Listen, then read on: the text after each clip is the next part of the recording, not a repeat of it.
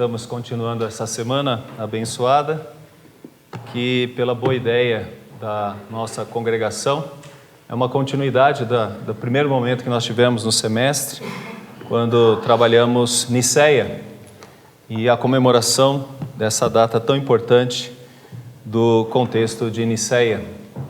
E os anos de 325 foram de lutas, mas de consagração e de fortalecimento de uma doutrina que serve para nós até hoje. E quando soubemos da continuidade, na área de cultura geral, falamos da possibilidade de continuar o artigo que já escrevemos para a revista e dar um segundo momento. Nesse segundo momento a gente pode falar sobre um dos detalhes da vida de Atanásio, que tem a ver com o envolvimento dele com Antão, conhecido como o eremita, né? o ancião que vive no deserto e que tem uma forte influência na vida de Atanásio. Então isso nos ajuda a entender para o seminário aspectos interessantes ligados à vida pastoral e a respeito desse momento monástico que nós já estudamos tanto, né? Já fizemos tantas verificações ao longo dos anos de estudo de história do seminário, e sempre com um viés muitas vezes mais negativo, mas eu creio que é possível encontrar pontos positivos também nesse viés monástico e perceber isso nesse período de lutas em que o arianismo está sendo combatido, a convicção trinitária está sendo determinada e a questão pastoral ela fica envolvida no encontro de Atanásio e Antão. Se os irmãos já não têm um encontro, se já não têm uma percepção desse momento, talvez estudaram os irmãos e as irmãs, então hoje eu tento trazer um pouco mais de informações e talvez seja essa a grande contribuição que eu possa dar, um acúmulo de contribuições e criar no final aplicações para a nossa vida ministerial e a vida dos estudantes do seminário, juntamente com as prerrogativas da ordenação e da vida como seminaristas, tá bom? Então, é isso. Quero agradecer à congregação, mais uma vez, a confiança e a oportunidade de estar aqui, na pessoa do reverendo Ronaldo, na pessoa do reverendo Hermes, tem aqui representado pelo nosso capelão, reverendo Márcio, que me dá a alegria de estar no auditório também. Que Deus abençoe grandemente e fortaleça. Então, vamos começar, e nada melhor do que um texto bíblico para nos ajudar a entender um pouco. E o texto de Marcos será a minha introdução, apesar de que eu não quero fazer aqui uma exposição. Esse púlpito dá medo quando a gente fala de exposição. Então, vamos só tratar de alguns assuntos aqui, a título de uma expectativa, né, tão somente introdutória, só introdutória. Meus irmãos, o capítulo 1 de Marcos, nós vamos ver a vocação dos discípulos, a tentação de Jesus. Ele é expelido, o Espírito Santo o impeliu, na verdade, para o deserto, verso 12 do capítulo 1, e ali ele supera todas as dificuldades, apresentando sua firmeza em não pecar, e vamos ver depois todo o retorno de Jesus em Cafarnaum, realizando vários milagres, a cura da sogra de Pedro, muitas outras curas, e o verso 35 me chama a atenção para uma introdução nesse momento, verso 35 até o 39 do capítulo 1 de Marcos, o Evangelho. Tendo-se levantado alta madrugada, saiu, foi para um lugar deserto e ali orava. Procuravam-no diligentemente Simão e os que com ele estavam. Tendo-o encontrado, lhe disseram: todos te buscam. Jesus, porém, lhes disse: vamos a outros lugares, às povoações vizinhas, a fim de que eu pregue também ali, pois para isto é que eu vim. Então foi por toda a Galileia, pregando nas sinagogas deles, expelindo os demônios. Isso aqui é importante para nós. Observe que a expressão deserto aparece algumas vezes, né, no capítulo 1. especificamente 2 vezes. Jesus Cristo, num primeiro, está num lugar realmente que é o deserto, no segundo ele vai para um lugar onde não tem tanta gente, né? O seu ministério já está fazendo um grande sucesso, as pessoas estão ao redor dele, ele faz milagres, ele chama a atenção por onde passa, e depois de um certo momento ele sai e deixa aquela casa e vai para um lugar onde não havia ninguém, por isso a expressão deserto, e ali ele vai orar, ele vai dedicar tempo à oração, a um momento de comunhão com o Pai.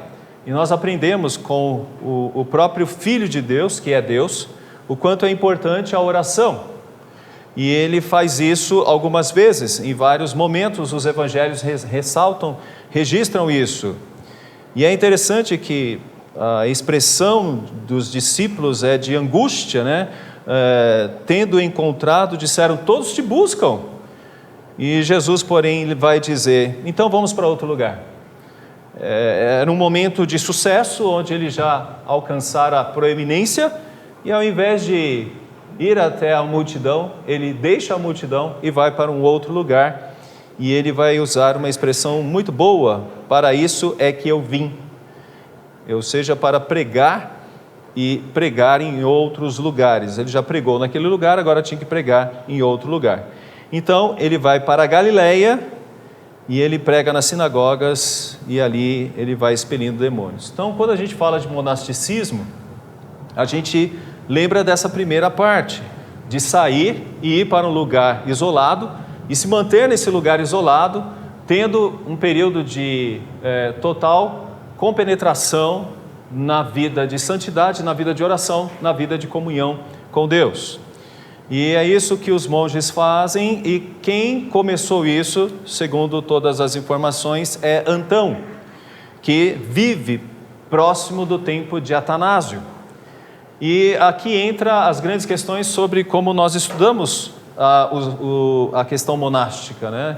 Meramente como algo sem muito sentido, uma saída e um isolamento, se fecha num determinado lugar e vive quando nós deveríamos viver no meio das pessoas e conviver com as pessoas e fazer com que o evangelho seja alcançado. Então a pergunta hoje é como encontrar uma justa medida diante de uma situação como essa da formação da doutrina importante para nós da Trindade, onde há uma efervescência nas cidades, né? Principalmente nos ambientes onde você tem a igreja como grande centro, no caso Alexandria, Roma, outros lugares, e os lugares distantes, onde você tinha alguns homens fazendo aquilo que parece ser um tanto quanto que meio sem sentido, se isolar, se fechar e se manter numa posição meramente de meditação. Então, como conciliar essas duas coisas no período moderno como o nosso? Eu creio que a gente pode tentar encontrar um caminho e a partir daí tem o segundo artigo, que seria a segunda parte do que eu escrevi logo no primeiro momento. Então, sigamos aqui e para isso eu queria que a gente tivesse esse texto na mente, colocasse isso no início e agora pudéssemos entender alguns detalhes. Nós vamos fazer assim um roteiro histórico, vamos falar um pouquinho sobre o monasticismo, vamos falar um pouquinho sobre Atanásio e Antão, e depois nós entraremos numa linha mais aplicativa. Então a primeira parte é tentar deixá-los contextualizados, e na segunda parte tentar aplicar mais o que nós estamos aprendendo. Ok? Então, com relação a contexto histórico, nós estamos falando do século IV, nós estamos falando da diferença que até então era comum, perseguição, a igreja sendo vista como uma inimiga do Estado, e agora tudo muda, né? Nós temos um número maior de cristãos, nós temos a política se aproximando da igreja, a igreja de uma certa forma tentando se posicionar frente às questões políticas, e é nesse contexto de desenvolvimento entre essas duas forças que de maneira urbana a igreja vai se fortalecendo. O monasticismo passa a ser uma força também nesse período do século IV, porque conforme cresce o número de cristãos, há uma crítica também sobre a maneira como esses cristãos estão vivendo. O mundo está bem próximo, é uma sociedade cosmopolita e ainda com fortes influências da cultura greco-romana, e isso era um desafio para o cristão. Então alguns resolveram se afastar. E o encontro de Atanásio de Alexandria, que é um dos grandes responsáveis por Niceia, aquele que é chamado de a força principal do contexto de Niceia, ele vai ter um encontro também com um desses que se afasta e vai para o deserto, chamado Antão. E nesse campo de encontros, existem alguns estudos que dizem que provavelmente, talvez, todavia, quem sabe, quem dirá, o próprio Atanásio foi uma espécie de ajudante quando jovem, bem jovem, de Antão. Antão, nós vamos falar um pouquinho sobre a história dele. Ele vai viver durante um tempo perto da cidade de Alexandria, mais especificamente nos cemitérios, e ele não era coveiro, ele estava lá se isolando. Ele começou se isolando no cemitério, acho que é um bom lugar para se isolar, Então, provavelmente ele vai adquirindo discípulos, e provavelmente também, segundo as pesquisas, o Atanásio seja um desses, mas depois ele se dedica mais à vida religiosa. Sabemos que ele vai se tornar um diácono e depois, com muitas lutas, com muitas dificuldades, ele se torna o bispo de Alexandria. Mesmo contra o seu gosto, ele se torna bispo de Alexandria. Então, é nesse contexto que encontramos esses dois personagens, as duas personagens que nós estamos falando. É importante que a gente fale também desse contexto histórico do Egito. E o Egito, ele se torna uma força intelectual, como outros lugares se tornaram forças intelectuais, Nós temos campos como de Éfeso, Roma, nós temos lugares onde as forças intelectuais estão bem presentes, mas o Egito também se tornou uma dessas forças. É claro, a gente não precisa dizer que uma das maiores bibliotecas do mundo estava em Alexandria, graças às invasões de Alexandre o Grande. Então, é do Egito que nós vamos encontrar Clemente, Orígenes e Atanásio. E esse era um coração teológico do cristianismo oriental, onde se discutiam as questões complexas, e uma delas que vai se tornar o tema da nossa semana teológica, que é Niceia. O próprio contexto de Niceia está intimamente ligado ao Egito. Então, fora das cidades, porém, outro fenômeno crescia. A intelectualidade do grande centro alexandrino deu espaço também para no deserto haver um outro grupo. Homens e mulheres se retiravam para uma vida de santidade, uma vida em busca de pureza espiritual, e eles julgavam que era impossível viver isso numa cidade cosmopolita. Era bem complicado.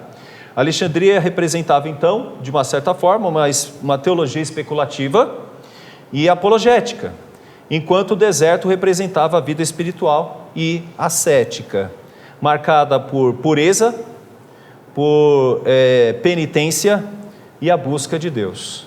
Então, é nessa tensão que nós encontramos o contexto histórico entre a vida de Atanásio e a vida de Antão. Porque logo depois, os irmãos sabem, já estão vendo aqui ao longo de alguns estudos, que há podemos dizer, 5 grandes perseguições contra Atanásio, e uma delas, ele tem que ir para o deserto, e ele vai ficar sendo resguardado por monges no deserto.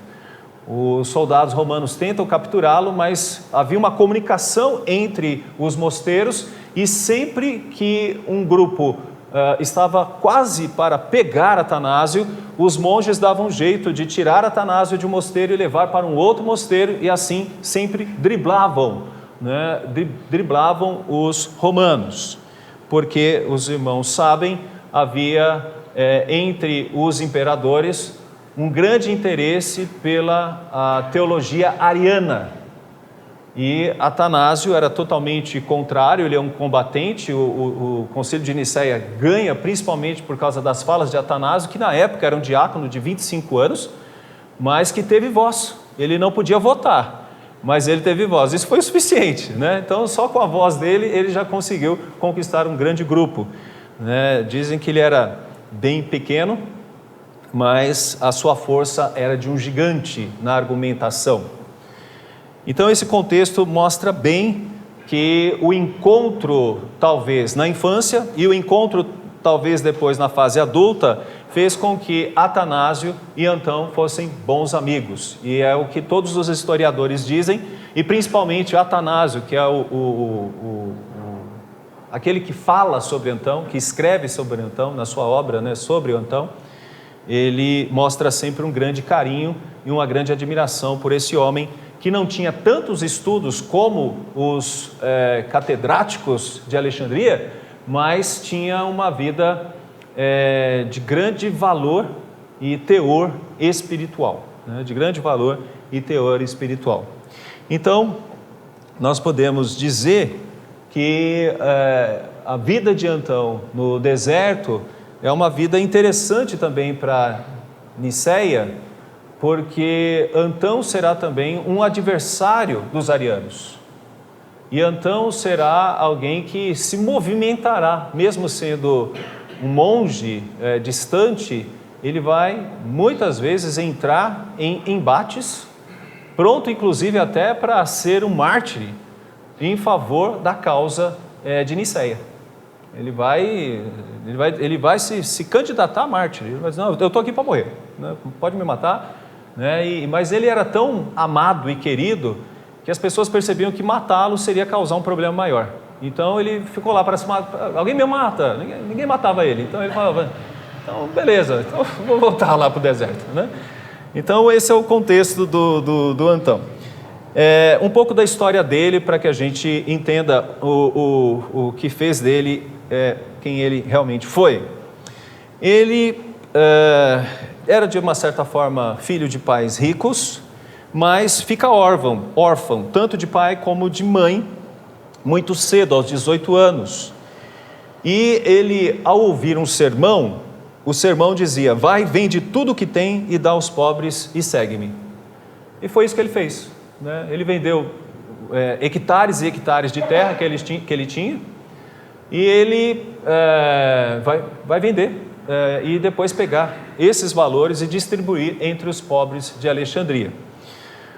Ele tem uma única irmã, e ele reserva uma parte desta economia para cuidar da irmã, enquanto ela era pequena, e depois nós sabemos que ela vai se tornar uma religiosa também, e vai ser uma espécie de freira que vai cuidar de um lugar, sendo ela aquela que comandava esse lugar, que ainda não era um monastério, um negócio de freiras, mas eram de mulheres que também se refugiavam no deserto. Isso vai acontecer só mais adiante, essa ideia de freiras.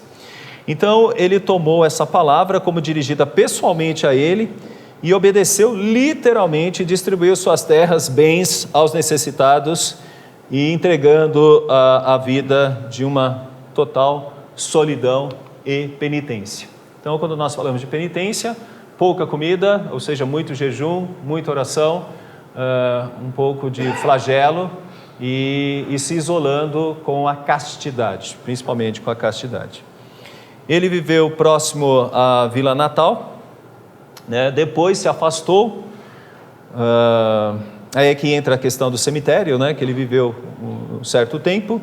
Ali durante cerca de 20 anos, Antão praticou um ascetismo radical. Ele foi para uma caverna e ficou lá isolado durante 20 anos, sem ver ninguém. E ele dormia no chão, alimentava-se apenas de pão e água e dedicava as horas à oração incessante e ao combate espiritual contra as tentações. A tentação de voltar, a tentação de ter uma vida mais tranquila. Então tudo isso representa um pouco dessa história que o próprio Atanásio conta. Agora entendamos um pouquinho do monasticismo. Vamos fazer aqui um parênteses e entendamos um pouquinho do monasticismo. E é claro, é um período que vocês já estudaram, mas é importante porque dentro da minha argumentação Eu quero que a gente entenda que hoje, modernamente, há livros e livros falando sobre um retorno à questão monasticista, e não é tão somente de outras matrizes, mas protestantes também, né? Dentro de linhas protestantes. Como que nós poderíamos fugir, tendo em vista esse mundo intelectual que nós estamos vivendo, que também é complicado, mas o mundo cyber, ou o mundo tecnológico que nós vivemos. Então, o que seria bom, né, não ter um celular, ou ter um celular que meramente possa funcionar com ligar e desligar, como era antigamente um telefone, né? E poder se isolar e ter uma vida distante disso, e seria um monasticismo moderno. Então eu acho que tem um contato com o que eu falo aqui com essa questão moderna. Então vamos fazer uma revisão, vocês já conhecem provavelmente, mas vamos fazer uma revisão do que seria essa questão do monasticismo, e nada melhor do que aquele tempo nosso que a gente lia o Gonzales, né, para entender um pouco melhor isso, e fazemos isso rapidamente. Então o Gonzales nos ajuda nessa questão de rapidez. As raízes aqui do monasticismo, tá bom? Então nós temos aqui o contexto do Império Romano, que se torna a religião oficial. Isso cria um aspecto crítico por muitas pessoas, e eles vão renunciar esse momento em que império e religião se tornam uma só coisa, e eles vão para um momento de solidão e oração. O movimento nasce no Oriente, nós estamos vendo aqui com o próprio Antão, e não tem como não dizer que foi no Egito, na Síria, na Capadócia, e esses são chamados de pais do deserto. Então, entre eles, nós temos Antão, Pacômio e Basílio. O objetivo: buscar uma vida de santidade e desapego, onde a corrupção, longe da corrupção e da riqueza do império, né, da riqueza do império. É bem como o alojamento de solteiros de vocês, para dar uma quebrada. Então, método: vida ascética, oração contínua. Tá vendo? Bem a vida de vocês no alojamento. Vida ascética, oração contínua, jejuns, silêncio, né? E trabalho manual, né? Resultado: a vida monástica tornou-se um novo modelo de discipulado radical, e a gente vai entender isso, nós vamos entender isso por quê. Então, o monasticismo oriental era marcado por forte misticismo e individualismo espiritual. Se você vê, por exemplo, os escritos de Atanásio sobre Antão, você vai ver que assim, há grandes diálogos dele com o diabo, há grandes diálogos dele com demônios, há uma guerra constante, né? Ele tem uma briga constante, é dentro de uma visão bem mística mesmo. Os relatos de grandes milagres, né? As pessoas procuravam a caverna de Antão porque de alguma maneira poderia surgir um milagre. Ele era considerado alguém que poderia expulsar demônios pela briga que ele tinha com o demônio. Então é um aspecto bem místico, diferente do ocidental. O Ocidente então rejeita esses excessos, né? Inclusive a questão de jejuar, o desfalecimento, essa questão de dormir sobre pedras. Então os mosteiros, eles são mais parecidos com aquele de Lutero, que a gente vê Lutero se resguardando no mosteiro, onde tem um pouco mais de tranquilidade, apesar de ser uma cela simples, né? O ideal ocidental era servir a Deus através da disciplina e do trabalho, e não apenas de buscar salvação pessoal. Telêmaco, no século V, monge que tentou interromper um combate de gladiadores em Roma, foi morto pela multidão, mas sua ação levou o imperador Honório a proibir tais espetáculos. Então, volta e meia, eles se envolviam em questões de críticas, né? Por exemplo, como essa questão dos gladiadores. A busca de ordem e comunhão: enquanto os monges orientais buscavam o isolamento, os monges ocidentais tenderam à vida comunitária. O ideal do mosteiro tornou-se um microcosmos do reino de Deus, onde se vivia a disciplina, a oração e o serviço mútuo. Ao contrário do Oriente, o monasticismo ocidental sempre manteve estreita relação com a igreja institucional.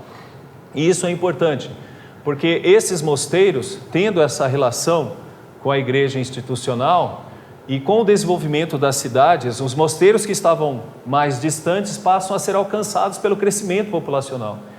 E a educação será integralmente ligada aos mosteiros. É claro que quem estudava nos mosteiros geralmente eram os filhos de pessoas que estavam ligados aos senhores feudais no momento da Idade Média.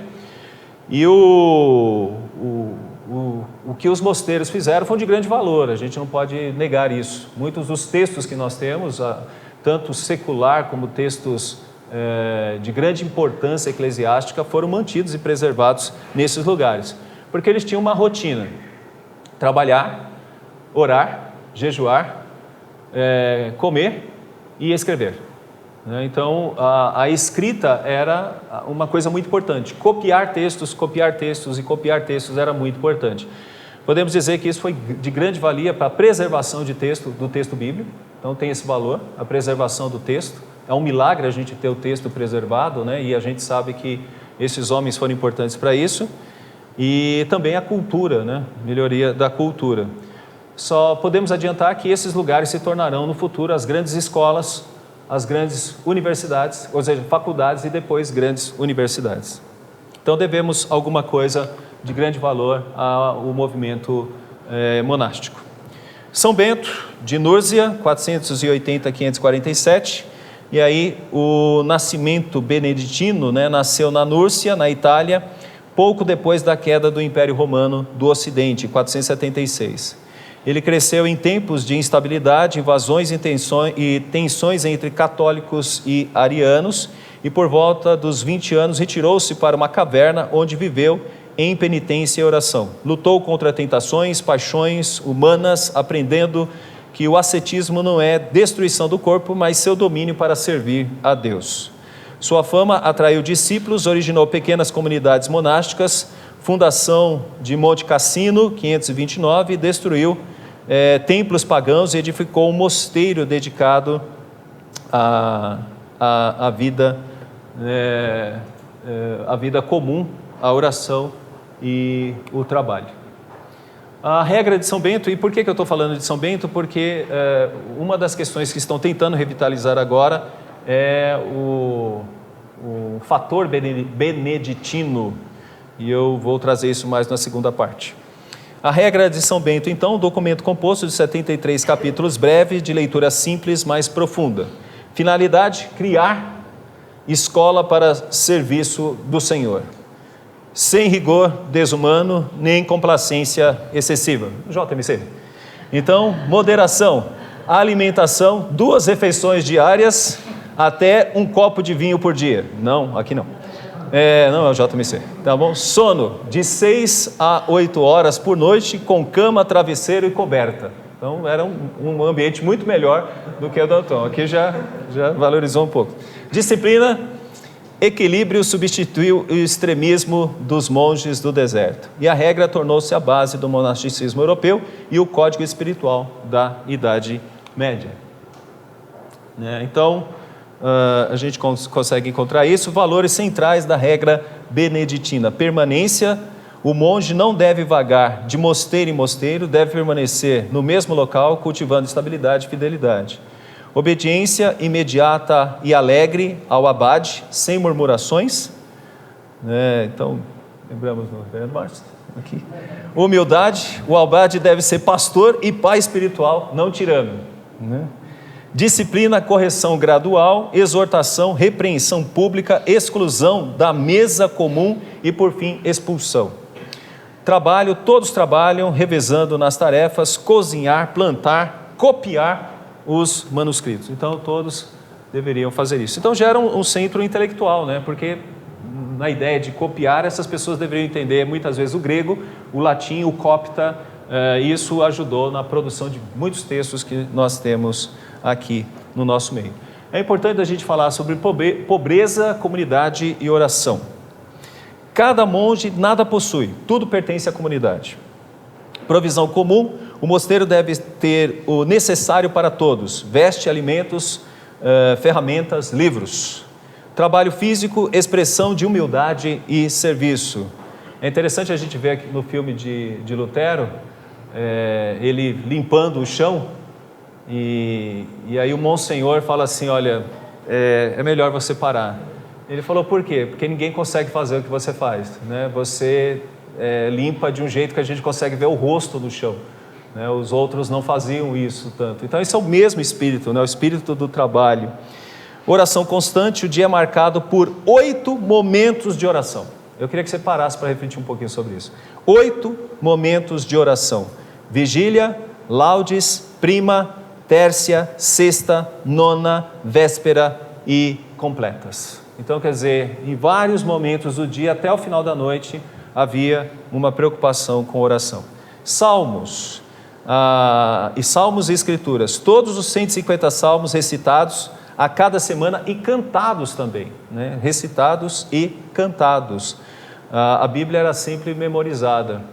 É interessante que quando Atanásio é expulso pelo bispo, que até então foi camarada do Constâncio, que era o Gregório, ele sai cantando os salmos, né? Ele sai cantando o Salmo 136, né? A tua misericórdia dura para sempre, né? A tua misericórdia dura para sempre. Ele vai embora, ele foge, né? Mas cantando, né? Louvando a Deus. Então essa era uma coisa muito comum, eles tinham uma vida de adoração, de louvor com os salmos. Falando um pouquinho mais, os monges tornaram-se os grandes preservadores da cultura clássica cristã. Nos scriptoria, copiavam manuscritos bíblicos e literários, salvando o patrimônio intelectual do Ocidente. E os mosteiros também formavam crianças consagradas, ensinando-as a ler, escrever e orar. E assim os mosteiros tornaram-se as únicas escolas da Europa durante séculos a fio, né? Durante séculos a fio. Então é uma questão interessante falar sobre os mosteiros.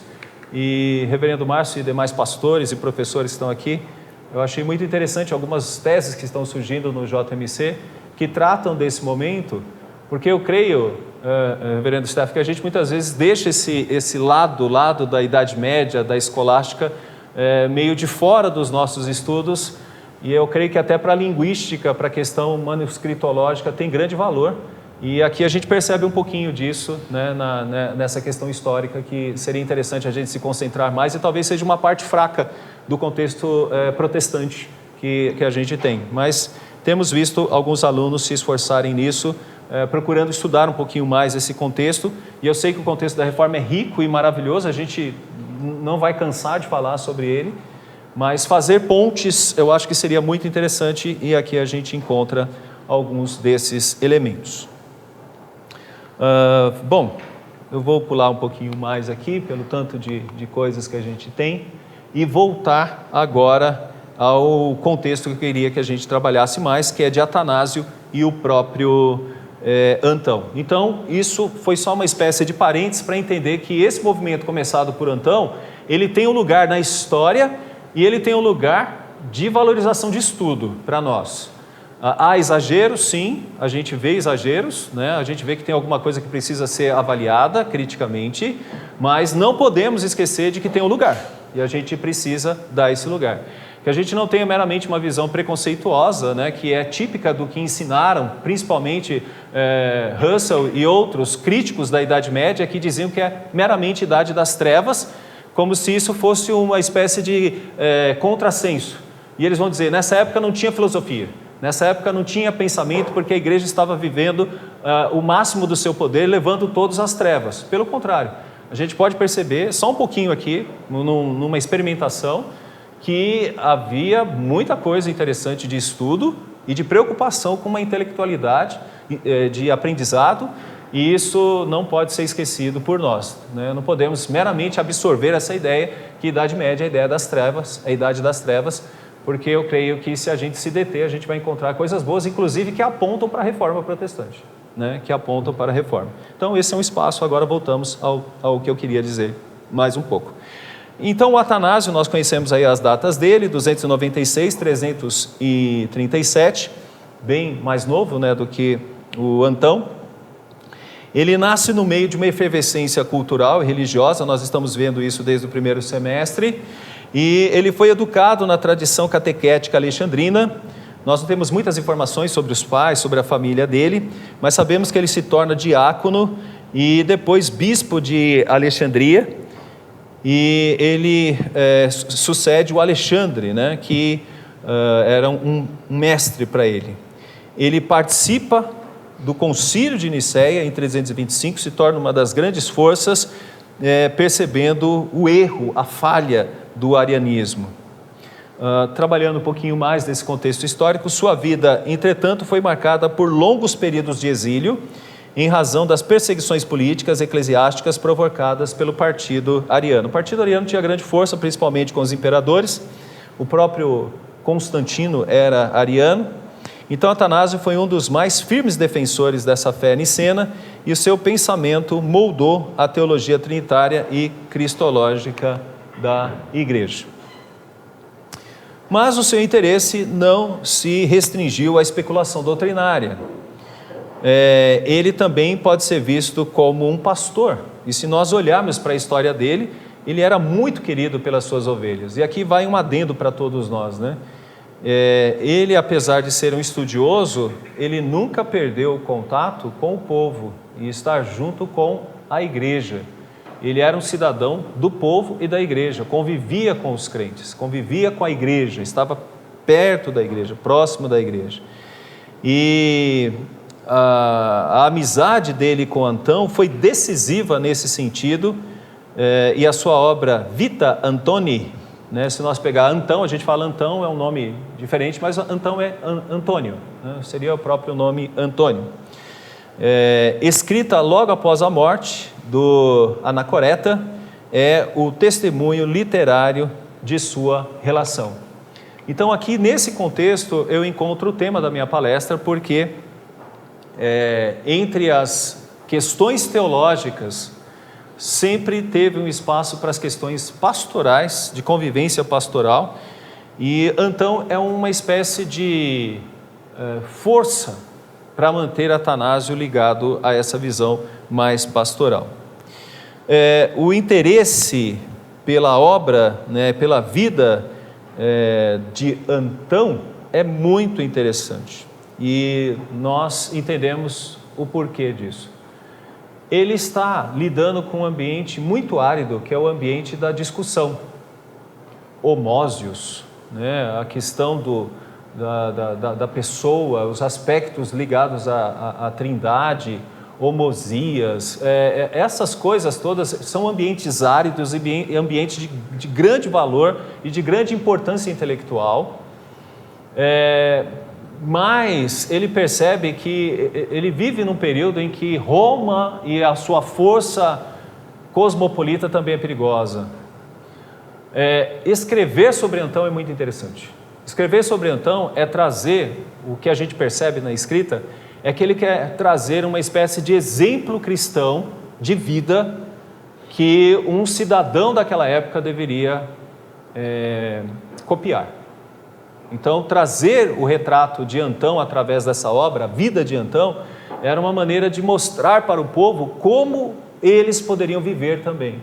Como eles deveriam ser firmes doutrinariamente, como Antão foi firme doutrinariamente, assumindo a posição nicena, lutando contra Ário, se colocando até para a morte, se fosse o caso, mas ao mesmo tempo sendo pastoral. Alguém que se preocupava, né, com o povo. E aqui entra algumas diferenças. Mesmo sendo um monástico, o Antão, ele por vezes está visitando o povo, e quando ele fazia isso, era um momento de grande festa, porque era um momento de conselhos, era um momento também de receber pessoas na sua caverna, ou quando ele fica num forte abandonado, e ele passa a ser uma referência mesmo pastoral para muitas pessoas, inclusive para Atanásio. Então isso é importante de se dizer para fazer o contato aqui com o que eu quero trazer para vocês. Então agora, o contexto histórico desse momento, tá bom? O Egito se torna um grande centro para esses monges, que são monges mais orientais. E o sincretismo entre religiosidade egípcia e helenismo e o judaísmo alexandrino já havia preparado o terreno para uma mentalidade que valorizava a pureza, o desapego e a contemplação. Então isso era muito típico da região. Então o Atanásio, né, e Antão viveram num tempo em que a transição teológica e espiritual estava bem evidente. E o primeiro representava o que nós chamamos de uma resposta intelectual e pastoral da igreja às heresias e ao poder imperial também.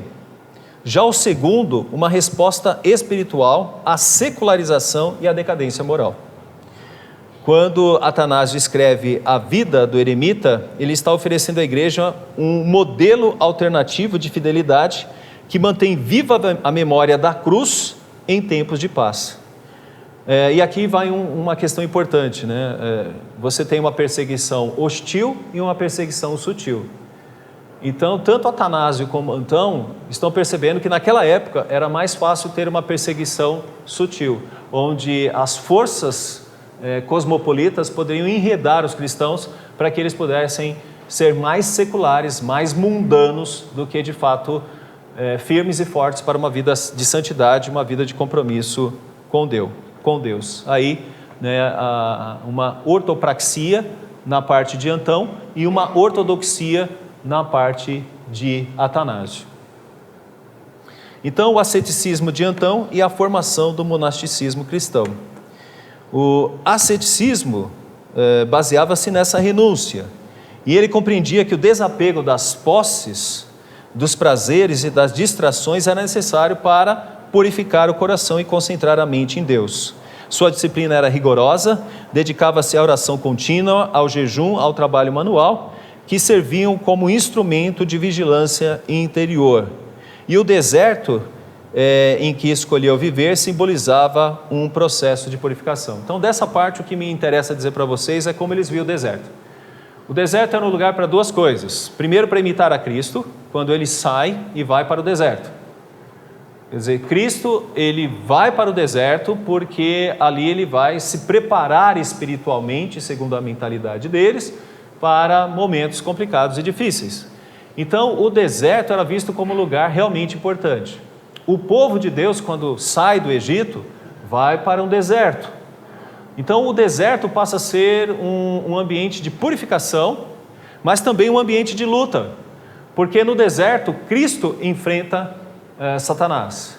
Então, eles entendiam que também o deserto era um lugar para enfrentar as pressões da carne, as pressões da vida, para que pudesse vencer essas lutas, e assim mantinha uma vida espiritual muito parecida com a de Cristo. Então, a necessidade de desertos. E aí a gente pode depois, no final, fazer uma aplicação também com isso, mas não nos moldes, né, que a gente tem aqui do Antão, mas a gente entende muitas vezes que vivemos alguns desertos nas nossas vidas em alguns momentos. Então, longe das pressões da sociedade, Antão experimentava o combate espiritual, enfrentando tentações e provações que o levaram a amadurecer na fé. Então, o que acontecia nesses lugares, né? Você tem quadros que falam sobre as tentações de Antão, mostra uma série de demônios, né? E os demônios dentro de uma pintura medieval, tem rosto de peixe, rosto de javali, né? E coisas assim, mas também figuras humanas, né? Que apresentavam para ele ouro, apresentavam tesouros, figuras femininas. Então tudo isso era uma constante luta para que ele resistisse à tentação, e aqui um campo interessante, né? Sozinho, ele não tinha que fazer isso para ninguém, não era uma questão hipócrita, era uma questão só. Então era só ele e Deus. Então, se ele vencia, ele não ganhava status perante a sociedade, que seria já uma tentação, que é aquilo que a gente viu com o fariseu. Lembra do fariseu? O que a tua mão direita dá, não veja a esquerda, né? Então, quando o fariseu orava, ele orava não para Deus, mas ele orava de si para si mesmo, né? Quando dava esmolas era algo estranho, né? Eu fico imaginando o fariseu dando esmolas. Vai virar figurinha isso, né? Ele vai... Então, e você está aqui, né? Então eu não vou fazer nada. Então, quando ele dava esmolas, né? O fariseu falava, olha, tem aqui um pobre, olha um pobre, né? E eu estou dando esmola, ó, pobre, esmolas, né? E todo mundo olhando e dizendo, eis aqui alguém que está fazendo uma coisa boa. Então essa distância para o deserto era uma maneira de você dizer realmente, olha, eu estou num relacionamento íntimo com Deus. Apesar das minhas lutas, é um relacionamento totalmente íntimo com Deus. Pegando aqui mais um pouquinho, a teologia pastoral de Atanásio. Atanásio foi um dos maiores teólogos, por certo, mas o seu legado não se limitou somente à doutrina. Ele também, quando se dedica a falar sobre Antão, é porque ele está preocupado com a questão pastoral. Então ele está dizendo, nós temos que cuidar da parte doutrinária, nós temos que cuidar das heresias que estão nos atacando. Mas ao escrever uma obra sobre Antão, ele está dizendo, nós não podemos esquecer da vida prática cristã dos crentes. Então, Antão passa a ser esse modelo e, além da questão apologética, ele está preocupado também com a questão pastoral. E como isso acontece? Atanásio dedica alguns momentos para buscar Antão na sua caverna, conversar com ele, ter orientações. Quando ele se vê perseguido, ele fugiu para muitos lugares, mas um dos lugares que ele foi para perto de Antão. Ele fica durante muito tempo com Antão, ele presencia os últimos anos de Antão e ele é muito edificado nas suas obras, deixa claro isso, que ele é muito edificado pelas instruções de um mestre que mostra para ele coisas mais profundas, além meramente das questões de lutas teológicas, mas de uma luta espiritual para se manter firme perante Deus e servir a Deus com integridade. Então essa visão pastoral é refletida na Vita Antão, né? Quando ele vai falar e escreve, dedica algo para falar sobre Antão. Então, ao legitimar o monaquismo como vocação reconhecida dentro da igreja, Atanásio mostrou que a vida asceta ou ascética não era marginal, mas expressão legítima da espiritualidade cristã, e sua teologia da encarnação encontra assim um reflexo prático. O Deus que se fez homem santifica o corpo e trabalha a mente humana. Então é como se fosse um complemento da doutrina de Cristo, homem Deus, mas da vida deste homem Deus que se torna agora o modelo para nós. Como vocês sabem, Atanásio diz, graças a Cristo nos tornamos divinos. Graças a Cristo agora também teremos a eternidade. Graças a Cristo vamos viver para sempre. Mas ele diz, com as mesmas qualidades de Cristo, desde que lutemos a favor dessas qualidades, numa vida de santidade, numa vida que busque agradar a Deus. Então, olhar para Antão e a sua fuga da cidade é olhar para um crente que deve constantemente, moralmente, fugir das tentações, dos erros e das falhas que dominam a nossa carne, que dominam a nossa vida e nos levam para ter uma vida dupla. Você pode ser um clérigo, mas pode ser alguém tão somente envolvido com questões de finanças, interesses financeiros, uma preocupação com enriquecimento, uma preocupação com fama, uma preocupação com status. E Atanásio ele diz, eu nunca tive isso, graças a um mestre que foi o Antão, e é como se dissesse, todos os cristãos deveriam viver assim, não querendo ter status, querendo ser e viver reconhecido, né? Se tornando eu poderia dizer assim, um nariz empinado, né? Do tipo, eu fiz teologia agora, tá bom?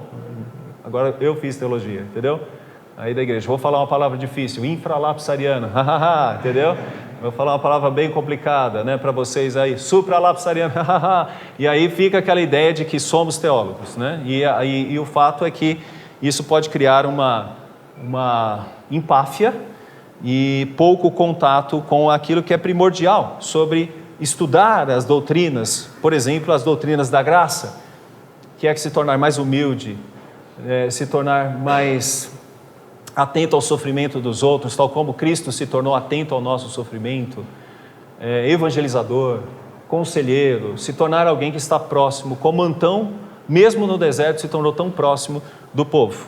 Tá? Então esse é um detalhe que ele quer trazer com esta obra. Então, como vocês já ouviram tanto falar sobre a questão trinitária, eu achei que a minha parte seria interessante de continuidade ao falar desse encontro de um mestre com um outro mestre, mas um numa área ortodoxa e o outro numa área mais ortoprática. Então essa é a minha preocupação nesses primeiros pontos. Aqui a relação e interdependência, tá bom? Um pouco mais. A relação entre Atanásio e Antão expressa uma interdependência essencial entre teologia e espiritualidade. Antão viveu o que Atanásio ensinou. Atanásio interpretou o que Antão viveu. O monge confirmou, por meio da sua vida, a verdade teológica que o bispo defendia nos concílios.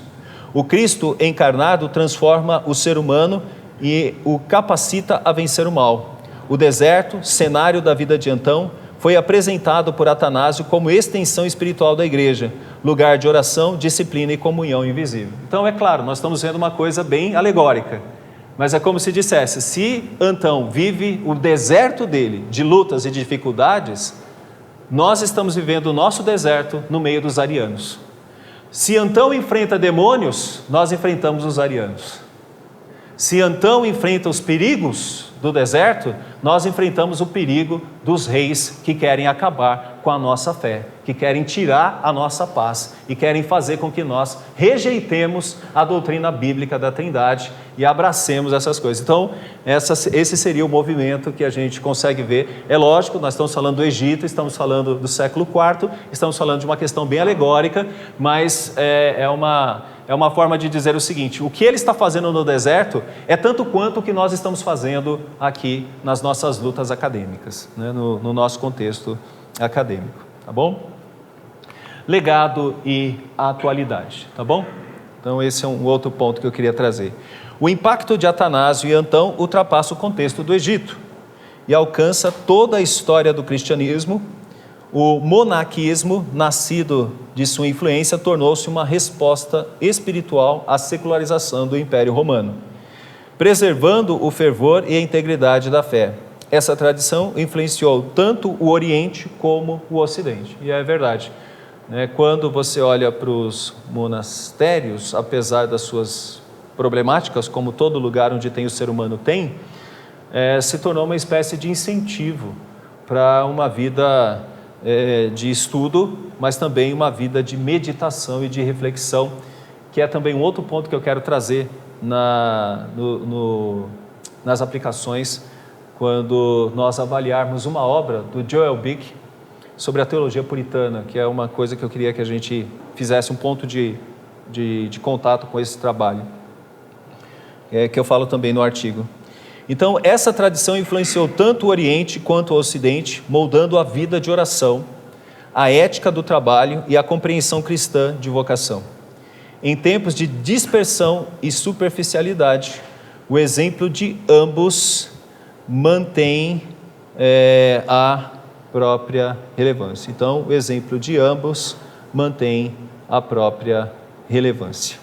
Então, esse quadro de luta teológica e, ao mesmo tempo, um quadro de uma vida asceta, leva a gente a refletir, de algum modo, sobre a vida pastoral, sobre a vida cristã e a vida com Deus.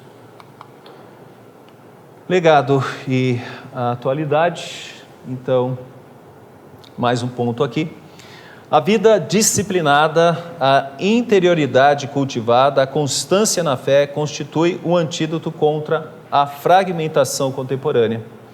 O princípio orare et labutare continua a orientar o cristão à unidade entre fé e razão. Então essa é uma frase que a gente muito vê na Reforma, mas minimamente chama a atenção nossa hoje aqui, né? O fato de que olhar e drasticamente já dizer que o movimento monarquista é um movimento de isolamento inútil, talvez seja um ponto a ser pensado para nós e ao mesmo tempo não esquecer que uma vida de busca por uma fidelidade ortodoxa não pode ser tão árida assim, né? Ser tão árida dessa forma. Então, o princípio orare et labutare para nós é forte na Reforma, como era forte aqui também, só que nesse momento por essas linhas que foram tomadas de forma tão radical como a do Antão nesse isolamento. Então, a vida intelectual, o ministério e o trabalho cotidiano só se tornam frutíferos quando enraizados na oração e no compromisso com a verdade. Tá bom? Então, esse é o aspecto que nós estamos chamando de legado e atualidade. E agora, o valor de Antão e sua influência. Antão, no deserto, exerceu influência decisiva sobre a espiritualidade e o pensamento de Atanásio de Alexandria. Atanásio, por vezes, deixou o seu claustro, né, e foi para a cidade, e inclusive para falar com reis, para falar com o rei e falar do perigo do arianismo. Há num certo momento da obra de Atanásio uma espécie de profecia de Antão, e Antão ele fica num momento de êxtase, e ele tem 2 discípulos perto dele, e ele, depois do êxtase, ele sai e começa a chorar, chora muito, ele chora bastante, e aí os discípulos não conseguem entender o que está acontecendo com Antão, e aí ele fala, vai chegar algo terrível na vida da igreja, a igreja vai sofrer muito, e isso vai durar muito tempo. E alguns diziam que ele já estava falando do arianismo. Então ele desce várias vezes, ele sai da caverna, ele sai do forte, e ele vai para a cidade, ele vai para Alexandria, e ele tinha a oportunidade, quando Atanásio estava como bispo, de pregar, de falar para o povo. Então havia um ajuntamento de pessoas gigantesco ao redor dele, e ele falava com grande força contra o arianismo. Então Atanásio e Antão se tornaram forças contra o arianismo. Então quando a gente olha, a gente só pensa de Atanásio, mas olhando para a história e olhando para a consideração que Atanásio dá a Antão, dá para entender que a força de Atanásio estava muito ligada à maneira como Antão era um pastor que cuidava também do rebanho, que cuidava do povo, mesmo sendo um monge que estava, de certa forma, afastado. Então, podemos dizer, né, que enquanto os arianos afirmavam que o filho era criatura e não Deus verdadeiro, Antão, homem simples e iletrado, testemunhava por sua própria transformação interior o poder de Cristo divino que renovava a sua natureza humana. O que dizem de Antão? Segundo o que dizem, ele decorou a Bíblia.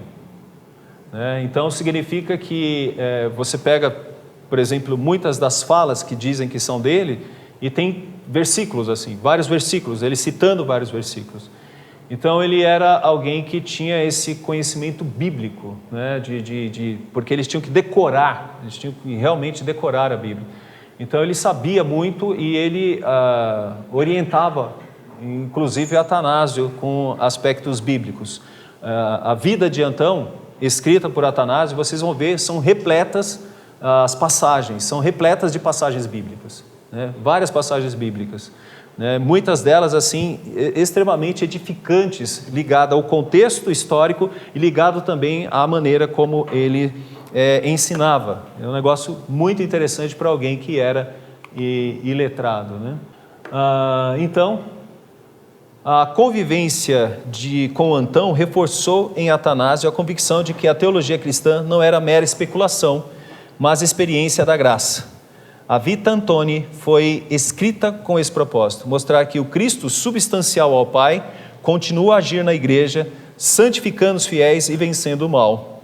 Assim, o valor de Antão não foi apenas espiritual, mas também apologético. Sua santidade serviu como prova viva da ortodoxia nicena e inspirou Atanásio a unir doutrina e vida como testemunho inseparável da verdade cristã.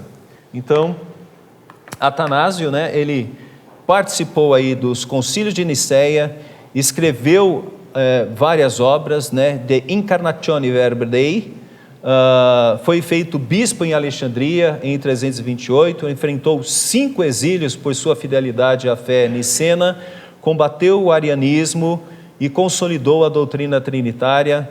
Mas uma das coisas importantes que a gente não pode esquecer é que ele redigiu a Vita Antoni, unindo teologia e espiritualidade ascética. Sua liderança moldou o pensamento cristão oriental e influenciou a formulação do credo niceno constantinopolitano. Então, dentre todas as coisas de Atanásio, a sua luta a favor dessa doutrina maravilhosa que estamos comemorando de Niceia, é que ele, no meio disso tudo, tinha uma visão pastoral, e essa visão pastoral está intimamente ligada a Antão, tá? Ao próprio Antão. Aos 18 anos, decide viver uma renúncia, vive em solidão, oração, trabalho, tornou-se mestre, conselheiro de discípulos que formaram as primeiras comunidades monásticas, interveio contra heresias e foi consultado por líderes e imperadores. Isso é importante. Alguns imperadores queriam a força de Antão do lado, e alguns chegaram a dizer que Antão concordava com o arianismo, porque se falasse assim, Antão concorda, era uma espécie de cabo eleitoral muito importante. Então Antão tinha que descer para a cidade e falar assim, não, eu não concordo com nada disso, eu creio em Niceia, eu creio no credo niceno. Então ele tinha que muitas vezes desmentir o fato de que alguns homens queriam falar com ele. E aí tem um detalhe interessante, que um dos imperadores fala assim, Constantino, eu quero que você venha aqui falar comigo. E um dos discípulos diz assim, olha, veja só, o imperador quer falar com você, o imperador quer falar com você. Ele fala assim, todo dia eu falo com o Senhor do universo, eu vou me preocupar com um simples imperador? Então é uma das coisas interessantes da gente ver o brio desse homem, né? A força dele e como ele age. Bom, comia muito mal, ou sei lá, muito bem, talvez, né? Porque não tinha Big Mac, não tinha... não pode falar isso, não cai, né? O negócio. Não comia um lanche por aí, que algumas pessoas comem, né? E viveu 105 anos. 105 anos. E o que é dito é que quando ele morreu, ele estava muito forte, ele estava muito bem, né? Foi uma noite de sono, um recolhimento rápido, e ele estava muito bem, estava forte, estava realmente muito bem. Eu tenho falado aqui para os alunos e falado para algumas pessoas nas igrejas que eu vou sobre um tema chamado gerontolocência, e eu falo que Antão é um exemplo de gerontolocência, né? De alguém que, quando quer servir a Deus e buscar servir a Deus, nós cremos que Deus faz com que essa pessoa viva mais para abençoar mais e ajudar mais o mundo. Então a minha palavra quase que final aqui na minha primeira parte é que vocês vivam 105 anos e vivam bem, fortes, mas como Antão, servindo a Deus e honrando o nome do nosso Deus. Porque se for para dar trabalho é melhor que você morra logo, logo. Tá bom? Discretamente essa última parte, tá bom? Discretamente, tá? Ok. Vamos lá. Eu vou para a crítica reformada. Eu tenho pouco tempo, né? A crítica reformada. Então, a gente tem aqui algumas questões críticas. Isso a gente encontra em várias obras, né? Do próprio contexto do Bavinck, né? De informações como de Hermann, Doibert e de tantos outros, Berkhoff, mas muitos pensadores, né? que falam sobre cosmovisão e da forma como nós devemos estar no mundo e fazer a diferença no mundo, né? Então, algumas críticas. Então, a tradição reformada reconhece o valor histórico e espiritual do monasticismo antigo, especialmente como reação à decadência moral e à doutrinária da Igreja Imperial. Entretanto, critica suas distorções posteriores. A reforma afirmou que a vida cristã não é reservada a um grupo separado de religiosos. Vocês se lembram de um filme chamado A Vila? Lembram? Alguém já viu esse filme? A Vila, né? Eu vou contar o filme todo porque vocês não gostam. Não. A Vila, eu me lembro que quando nós fomos assistir esse filme, e eu já sabia mais ou menos, a gente está lidando agora com jovens, a gente tem que usar essas expressões. Eu sabia mais ou menos a pegada do filme.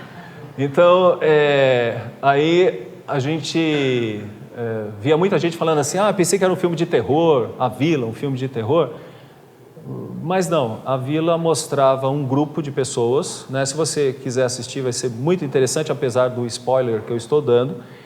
Mostra um grupo de pessoas ricas que resolvem fugir da sociedade porque a sociedade está muito violenta. A sociedade está totalmente corrupta. Então eles criam uma espécie de grande lugar, fechado, isolado, enorme lugar, com grandes muros, e nas florestas as pessoas não podem chegar porque tem uma ameaça na floresta. Então eles só ficam na vila. Só que a floresta dá margem já para os muros e para uma cidade, né, contemporânea. Então eles vivem como se fosse no século XV, por exemplo. Vivem como se fosse no século XV. E a ideia é que preserve a próxima geração de todo o mal. E eles possam viver ali numa vida como Amish, como uma vila puritana afastada de todos os males. Então a reforma, ela critica esse tipo de compreensão de vida, de existência de vida, onde você faz algo parecido, onde você se isola. A reforma afirmou que a vida cristã não é reservada a um grupo separado de religiosos, mas vocação de todos os crentes. Se a gente pudesse usar o texto, a gente ouviria Jesus Cristo dizendo: não peço que os tires do mundo, mas que os livre do mal. Então, quer dizer, nós não podemos sair do mundo. A questão é que nós dependemos constantemente da bênção de Deus para não cairmos e sermos enredados pelo mal. O ideal de perfeição monástica, ao distinguir entre cristãos espirituais e seculares, fere o princípio de sacerdócio universal de todos os santos. Então essa é uma crítica que a gente faz. Quer dizer, sacerdócio universal significa que todo crente deve ser crente, né, e ser um representante de Cristo, seja no pior lugar que for, seja nas piores condições que possa viver. Então essa seria uma questão para criticar. Outra questão, a teologia reformada entende que a santificação ocorre numa esfera comum, no trabalho, na família, na vida civil, por meio da obediência diária a Deus. Assim, o orare et labutare encontra sua plenitude não na clausura, mas na integração de fé com todas as dimensões da existência. Lutero e Calvino valorizavam a disciplina e o estudo que o monaquismo preservou, mas denunciaram o ascetismo meritório e a vida religiosa isolada como desvios da graça. O próprio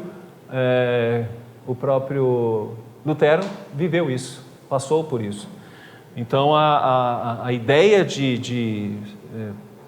é claro, é uma questão mais ocidental, mas mesmo assim a reforma vai entender um lado, que é o lado que eu quero trazer na segunda parte, que é o lado de que nós precisamos ser firmes na doutrina, enfrentar os problemas que ainda virão, e vocês vão enfrentar problemas talvez muito maiores nos próximos momentos. As igrejas talvez se esvaziarão como nunca nos próximos momentos, né? As dificuldades estão aí, pode ser que isso aconteça, e nós devemos estar firmes quanto a isso, firmes numa doutrina sólida. Nós temos uma base sólida, a confissão de fé, os catecismos são fundamentais para a gente enfrentar esse próximo momento. Não é à toa que a maioria das monografias que saem daqui saem estruturadas com esta base, mas nós não podemos esquecer que temos que ter também essa preocupação que é quase monaquista, como a gente está vendo aqui, né, no contexto de Atanásio e de Antão. A espiritualidade reformada retém a devoção e a autodisciplina dos monges. Olha que interessante. Mas a submete à centralidade da palavra e à libertação ou à liberdade do Evangelho, a própria liberdade do Evangelho. Termino com uma fala contemporânea, para vocês perceberem como que isso está sendo estudado hoje. Aqui o ponto de contato que eu falei com vocês, né, esse aqui é o Rod Dreher, em A Opção Beneditina, e ele tem uma proposta no seu livro que tem sido bem divulgado nos nossos dias e muita gente está lendo, e eu creio que precisa tomar certos cuidados, mas ao mesmo tempo dizer que isso existe e que a gente precisa dar uma resposta.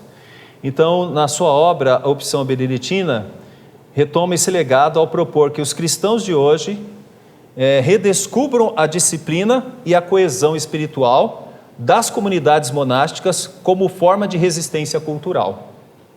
Sua proposta ecoa o ideal de Atanásio e Antão. Em meio à decadência de um mundo pós-cristão, construir mosteiros espirituais de oração, estudo e comunhão. O deserto contemporâneo não é geográfico, mas existencial.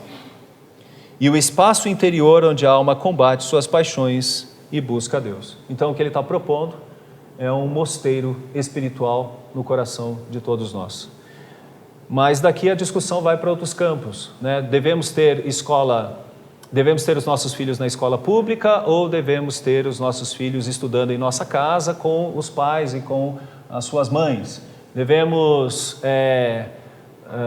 procurar se envolver com o contexto político ou meramente deixar isso para lá porque já está tudo danado mesmo e não tem muito o que fazer? Então, as linhas hoje são dentro desse campo de discussão.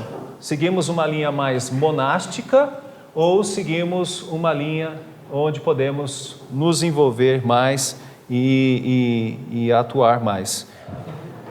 Voltando aqui para o nosso último slide, né? Então, o Rod Dreher, na opção beneditina, ele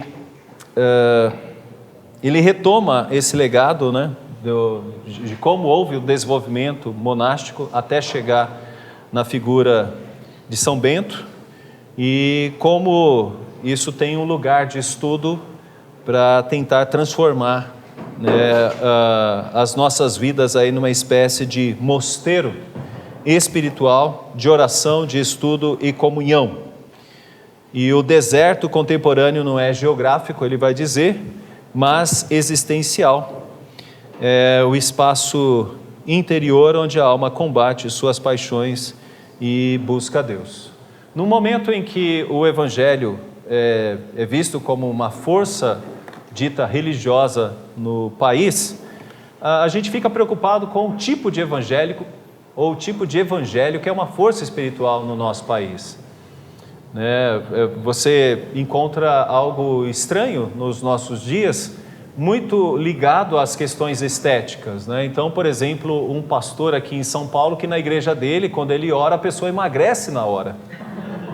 Então, a gente fica imaginando o quanto isso deve ser atraente, né? No momento onde o crente quer estar bem, mas quer estar bem também fisicamente. Então, a gente fica imaginando o tipo de busca que as pessoas têm hoje, né? Dentro de uma visão espiritual. Por exemplo, o contexto de respostas, né, de sucesso, né? Então, teologia da prosperidade e tantas coisas que já combatemos ao longo de algumas décadas no período em que vivemos. Então, a maneira que o Dreher está apresentando para a gente, eu acho que é interessante da gente perceber o valor disso e o entendimento disso.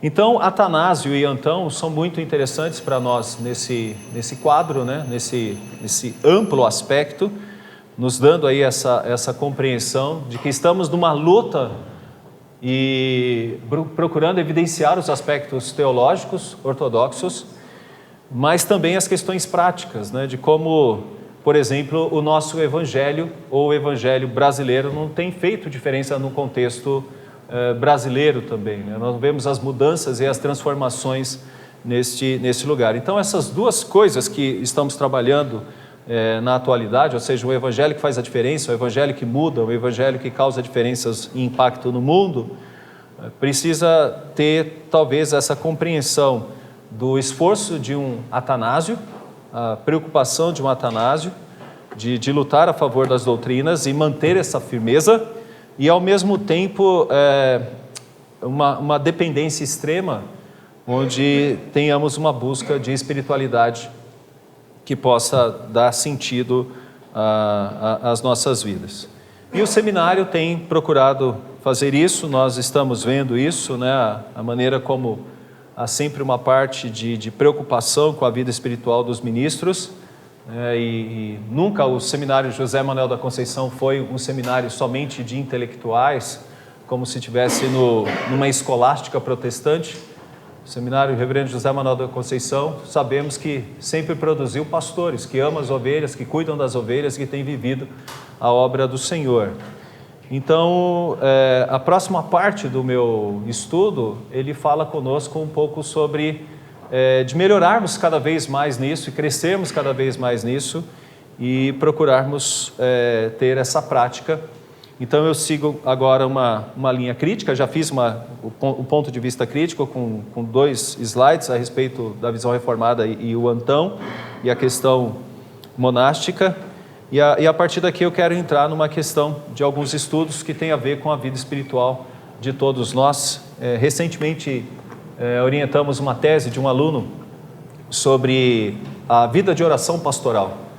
E como num momento moderno e super agitado como esse que nós vivemos, muitas vezes podemos nos tornar ótimos em exegese, bons em pregar, excelentes talvez na administração, mas péssimos na vida de oração, péssimos na vida de comunhão com Deus, péssimos na vida de entrega para com Deus.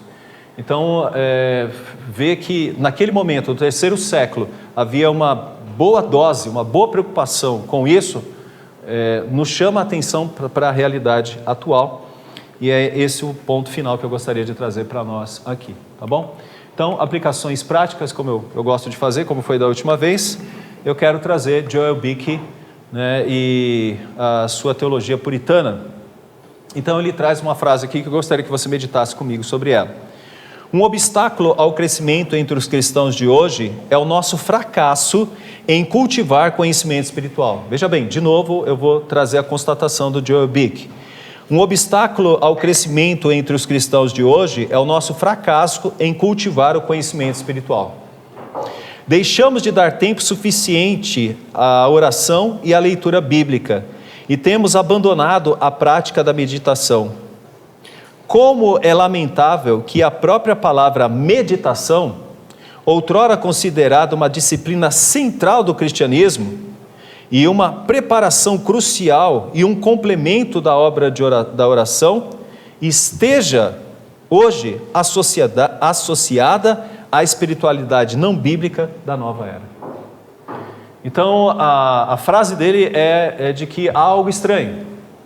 A palavra meditação, que era típica dos monges, que saíam para os mosteiros, que saíam para os lugares desertos, para ter um momento de comunhão a sós com Deus, ela hoje não nos cabe mais, não nos pertence, ela pertence hoje a outras linhas de religiosidade. Então ele está mostrando para a gente um ponto de contato com esse momento de estudo que eu trouxe para vocês na primeira parte, e mostrando para a gente o quanto nós perdemos isso como reformados. Ele continua dizendo, criticamos acertadamente os que fazem meditação transcendental e outros exercícios de relaxamento mental, porque essas práticas estão ligadas às religiões falsas como budismo e hinduísmo, e não têm relação alguma com as Escrituras. Essas formas de meditação se concentram no esvaziamento da mente para se desligar do mundo e se fundir com a denominada mente cósmica. Então ele faz a crítica, claro, mostrando onde isso está sendo usado hoje. E aqui a gente encontra o que é interessante, ou seja, sair, deixar, se isolar e procurar ter uma vida de maior comunhão espiritual. Isso foi tirado e usado dessa forma por essas religiões. Então, não existe Deus vivo e pessoal algum com quem alguém possa se relacionar, a quem se possa ouvir ou por quem se possa realizar atividades. No entanto, podemos aprender com essas pessoas a respeito da importância da reflexão silenciosa e da meditação prolongada. Então, a primeira coisa que eu gostaria que nós pensássemos aqui é que nós não precisamos ir para o mosteiro e não precisamos, por exemplo, vir para a capela e ficar aqui meio-dia na capela. Talvez seja bom ficar aqui meio-dia, né, numa posição zen, né, aqui e como se estivéssemos e como se estivéssemos esperando algum evento dinâmico acontecendo conosco. Mas, por certo, talvez se nós fizermos uma pesquisa estatística, há muito pouco tempo de oração nas nossas vidas, muito pouco tempo de joelhos dobrados, de jejum, de comunhão com Deus, no sentido de espiritualidade e concentração nessa espiritualidade. Esses monges, e começando com Antão, ele achava que isso era extremamente necessário, está vivendo a época dele, é o contexto dele, anacronicamente seria errado tomar uma atitude como essa, e até pela crítica que nós já fizemos, mas é necessário que a gente entenda 3 coisas importantes aqui para a sua vida e para a minha vida. 3 coisas importantes. Nós somos administradores, antes de tudo. Nós administramos porque somos mordomos de Deus. E 3 coisas que eu quero que a gente entenda como administradores que somos. Nós administramos a saúde, e cada um de nós tem que cuidar bem da saúde. Ela faz parte da nossa preocupação. Então, tomemos cuidado com a forma como comemos. Num paraninfado que eu fiz recentemente, eu acho que a frase que mais marcou foi cuidado com o açúcar. Mas é uma coisa que a gente tem que se preocupar, né? A gente precisa estar bem fisicamente para cuidar de outras pessoas. Eu falo que isso é como aquele sistema do avião, quando a cabina fica despressurizada. Se máscaras caírem, primeiro coloque em você, para depois colocar na criança ou em alguém que está passando por uma necessidade, porque você precisa estar bem para cuidar dessa pessoa. Pastor é alguém que está cuidando, e cuidando constantemente de tantas pessoas.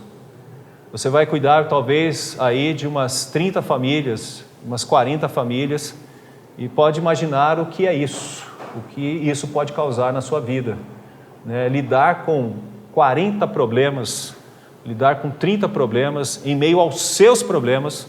Então você precisa estar bem fisicamente. Essa é uma das coisas que muitas vezes falta para nós. Eu gostava muito de ver o reverendo Hermsten correndo aqui pelas ruas do Campo Belo, né, que era um exemplo, né? Acho que ele ainda joga bola, né? Deve estar jogando bola, e ele é novo, mas é importante a gente perceber isso. E aqui nesse seminário tivemos exemplos muito positivos, né? O reverendo Onésio, com todas as lutas que o reverendo Onésio tinha, graças a Deus avançou em anos e foi uma bênção sempre para a vida desse seminário, sempre foi uma vida, até Deus o levar. Reverendo Alceu Davi Cunha, que até recentemente estava dando uma palestra aqui, né, com 18 anos de hemodiálise, né, numa luta, né, e por certo, essa é uma das coisas que a gente pede a Deus, saúde, mas no que depender de nós, cuidemos da saúde. A outra coisa é a questão do tempo. Muitas vezes a palavra é não tenho tempo. Chegamos atrasados nas aulas, não vocês são alunos exemplares, vocês não chegam atrasados. Matamos aula e deixa eu pegar no pé de quem não veio para a semana teológica. Eu preciso pegar no pé. Eu não vim porque eu estou cuidando de trabalhos que estão atrasados e esse é um período que eu reservei para isso. Infelizmente, é num momento como esse que a gente ameniza um pouco as lutas do dia a dia do seminário e pode arejar a mente com outras informações, com outros pastores que trazem ideias interessantes para a gente refletir. Mas talvez alguns desses estejam, não sei aonde, fazendo seus trabalhos, ok? Mas eu diria que está perdendo, porque a comunhão com outros seminaristas aqui, podendo usufruir desse tempo, é tão boa quanto as aulas que nós temos, que nos preocupa tanto a respeito de ser aprovado ou ser desaprovado. Então eu acho que um dos grandes problemas que nós temos é tempo, mas não porque nós não temos tempo, é porque nós, no período moderno, não somos tão monásticos para cuidar melhor do tempo. Deu para entender isso? Tá bom? Posso ouvir um amém? Não? Amém. Que bom. Desculpa, reverendo. Desculpa. Tá bom. E esse é um problema sério, né? Quando nós... eu acho muito legal um aluno aqui que ele faz questão de ter sempre presença, né? Ele faz questão de dar presença. Mesmo quando ele está no presbitério, ele fala, reverendo, vou dar um jeito de ir. E ele vem mesmo, né? Depois não sei se ele volta para o presbitério, mas isso é muito interessante, né? E é umas coisas que demonstram um zelo interessante por cada matéria. E mesmo que seja algo que você acha chato, que você acha que não é tão bom assim, porque você gosta de hebraico, você gosta de grego, né? Filosofia, né? Eu gosto de hebraico. Então é importante que você entenda a importância de valorizar tudo que é dado aqui. De alguma forma vai surtir um efeito poderoso na sua vida, e talvez numa aula você muda, você passa a pensar de maneira diferente, você passa a dizer, poxa, essa aula que eu não tenho interesse nenhum por ela, hoje o que ele falou, ou o que ela falou, né, me deu uma ideia interessante para algumas coisas. Por exemplo, uma sequência de sermões, uma sequência de estudos bíblicos na minha igreja, uma sequência com os meus presbíteros, com aqueles que eu quero trabalhar na liderança. E muitas vezes a gente descredibiliza os milagres que Deus pode realizar num simples encontro como esse, dizendo, eu administro bem, eu vou faltar hoje, eu estou nem aí, né? Não é o que você, não daqui, outro lugar, não vocês, tá bom? Outras pessoas. Então eu acho que esse é um problema que nós temos, a questão do tempo. Porque talvez, se for olhar no celular, nós estamos dedicando muito mais tempo a algumas coisas que não tem nada a ver com uma vida realmente espiritual. Talvez não. Talvez a gente esteja deixando de meditar realmente em coisas profundas e grandiosas para umas piadinhas, umas coisinhas aqui e acolá, que levam a gente a passar o tempo. Quando menos espera, 1 hora da nossa vida foi embora. E eu posso dizer, 1 hora na vida de um seminarista é muito precioso. Tal como 1 hora vocês vão perceber na vida de um pastor é extremamente precioso. 1 hora perdida na vida de um pastor é extremamente precioso. 1 hora implica família, implica igreja, implica um sofrido, alguém que está sofrendo, o aconselhamento. Então, o tempo é uma coisa interessante. Esses caras radicalizaram. Eles foram para uma vida sem esposa, uma vida sem filhos, uma vida distante de todo mundo, para poder ter esse tempo. Nós acreditamos que é possível fazer tudo isso e ainda abençoar a esposa, abençoar os filhos, abençoar a igreja, e a gente tem que tomar cuidado com o que nós fazemos com o nosso tempo. Talvez o fato não é que o seminário tenha muita coisa, porque esse seminário já deu muito mais coisa, eu sou prova disso, né? Eu lembro que quando o reverendo Hermes passou por isso, eu passei por isso também, reverendo. A esposa conhecia a gente e falava assim, ó, isso aqui é o reverendo Hermes. A pessoa, já olhava, já sabia de todos os trabalhos que o reverendo Hermes tem dado, né? Depois a gente entra e vai na cola do reverendo Hermes, esse aqui é o reverendo Donizete, a esposa, né? Já sabia também que era um monte de trabalhos, né? Mas já amenizou um pouco, né? Mas o fato é que é o tempo. A outra questão, eu não vou entrar tanto nela, é a questão financeira, né? Antão, apesar de estar num deserto, ele criou um sistema que eu preciso dizer para vocês. Ele tinha pessoas, ele dedicou a vida dele e dedicou a fortuna dele a um monte de pessoas. Mas essas pessoas se sentiam presas a ele de alguma maneira e lhe ofertavam. Então, muitas vezes no deserto, as pessoas enterravam grandes quantidades de alimento no deserto, porque isso preserva a comida, e ele poderia ficar meses e meses comendo aquele pão, comendo aquele produto, e ajudava, né? É claro que ele tinha 2 mudas de roupa, e é interessante que quando ele morre, ele dedica uma a Atanásio, né? Como se fosse uma espécie de presente para Atanásio. Você tem uma roupa aqui, que é a minha roupa. Então eu vejo que essa questão financeira também, que é uma coisa que a gente tem que se preocupar. Então o seminarista, desde já, tem uma vida econômica frugal, como nós aprendemos com Calvino. Gasta o mínimo possível e economize o máximo possível, né, para que você possa ter condições de poder se articular melhor também, dando aí estruturas para a sua vida física, mas olha só, para a vida espiritual. Essas coisas em harmonia ajudam também a vida espiritual. Se essas coisas estiverem em harmonia, você vai também ter condições de fazer o que o Joel Bick está dizendo aqui para a gente. E eu quero de novo dizer o que ele está falando aqui para nós. Um obstáculo, só voltar um pouquinho. Um obstáculo ao crescimento entre os cristãos de hoje é o nosso fracasso em cultivar o conhecimento espiritual. Deixamos de dar tempo suficiente à oração e à leitura bíblica e temos abandonado a prática da meditação. Como é lamentável que a própria palavra meditação, outrora considerada uma disciplina central no cristianismo e uma preparação crucial e um complemento da obra de oração, esteja hoje associada à espiritualidade não bíblica da nova era. E aqui falando um pouquinho sobre meditação. Meditação significa que o sermão que nós estamos pregando, acima de tudo, ele não é um produto de algo que nós formulamos para agradar o auditório. Pelo contrário, ele fez uma diferença espiritual na nossa vida. E é um sermão que faz uma diferença espiritual na vida do pregador, que vai gerar vida na vida dos seus ouvintes. Sem essa meditação, sem essa produção interna que é da meditação, você se torna uma máquina de exegese, você se torna uma máquina de produção de textos, você se torna uma máquina de produção de um monte de coisas. Mas a sua vida com outras pessoas, a sua vida com você mesmo, a sua vida com a sua família, muitas vezes é uma vida de cansaço, de estresse e de lutas. E muitas vezes a gente vê angústia e não felicidade, que é o que deveria existir no nosso ministério.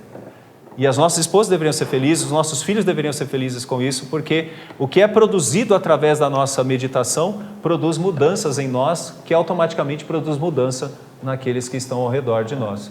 Então, acho que esse é um primeiro elemento essencial para que a gente possa entender que há de se ter uma busca pela ortodoxia e valorizar as nossas doutrinas, tão preciosas e tão importantes. Mas que a gente tem essa palavra meditação como um elemento essencial, e quem está falando isso não sou eu meramente, mas é Joel Bick na sua obra sobre a questão da teologia puritana. Depois vocês leiam lá o texto, tem todo um capítulo gigantesco sobre meditação.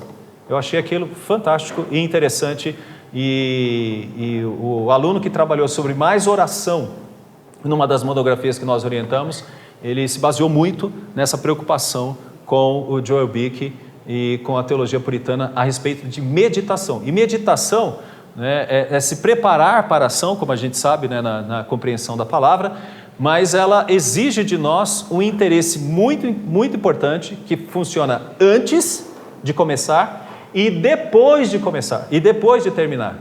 Tá? Então, antes, é necessário que você tenha um tempo especial a sós com Deus. Né?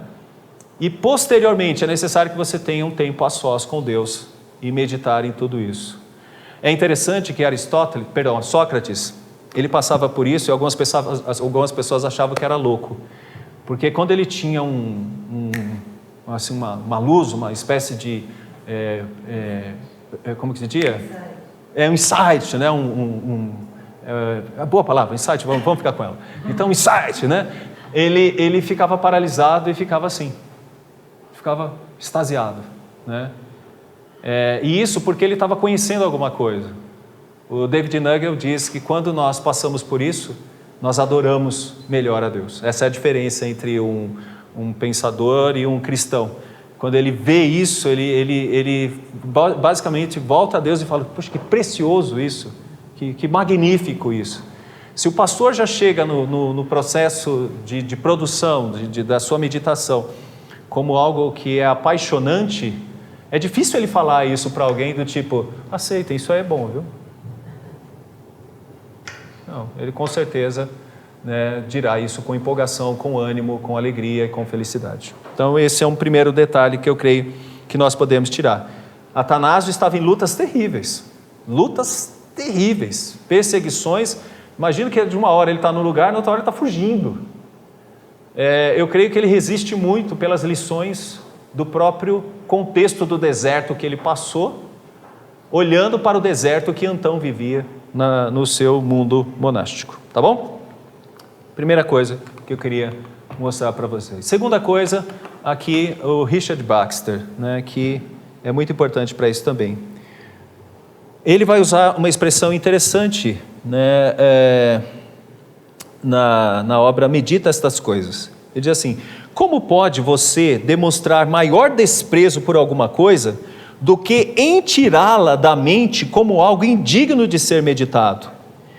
E como pode você, de modo mais evidente, mostrar que despreza a Deus e os céus do que agindo assim?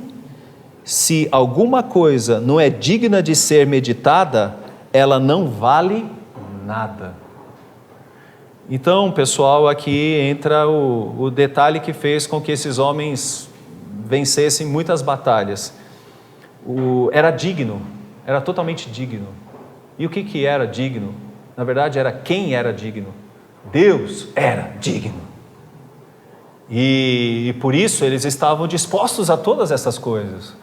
Eles estavam interessados nessas coisas, eles viveram essas coisas, porque eles realmente entendiam que aquilo era digno.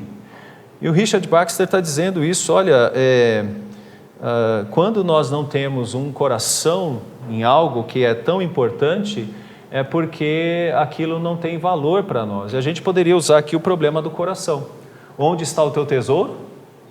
Aí estará também o teu coração.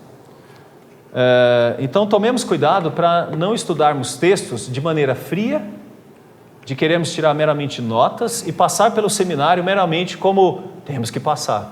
Eu disse que isso é contra-reformado, é uma visão contra-reformada. Se você leva qualquer aula como se fosse meramente, olha, qual é a minha nota, e não sai dizendo, eu realmente aprendi a matéria do reverendo tal, do pastor tal, da professora tal. Se eu realmente não entendi isso, convém que eu desfaça, olha, eu quero ser reprovado porque eu quero fazer de novo no ano que vem, porque eu não entendi bem. Porque eu não quero sair daqui meramente com a ideia de que passei. Eu quero sair daqui com a ideia de que eu servi ao meu rei de maneira digna. E isso deve acontecer no seu ministério também. Eu servi a Deus de maneira digna. Seria muito importante você dizer assim, olha, eu faltei muito, eu nem mereço ser aprovado nessa matéria. Pode me reprovar. Pode me reprovar. Porque eu não fui digno, não da aula, não do professor.